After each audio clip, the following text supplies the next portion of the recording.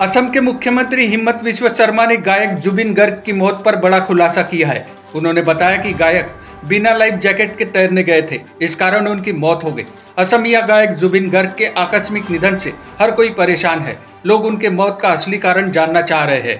এই মাত্ৰই ফোনটোত আছে পবিত্ৰ মাৰ্ঘেৰিটা ডাঙৰীয়া, তেখেতে মোক জনাইছে যে জুবিন গাৰ্গ ডাঙৰীয়া বা আমাৰ মৰমৰ জুবিন এই সংসাৰত নাই, তেখেতে এই সংসাৰৰ পৰা আঁতৰি গৈছে।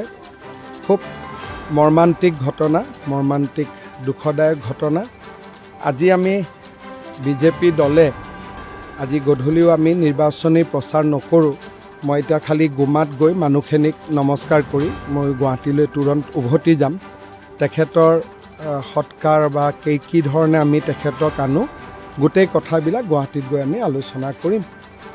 অসমবাসী ৰাইজৰ লগতে মই সমগ্ৰ অসমবাসী ৰাইজৰ হৈ কি ক'ম, দুখৰ ক'বলগীয়া একো শব্দই নাই, শব্দই বিচাৰি পোৱা নাই। এটা মৰ্মান্তিক ঘটনা, জাতিৰ অপূৰণীয় ক্ষতি, জাতিৰ এটা অমূল্য সম্পদ আমি হেৰুৱাই পেলালোঁ।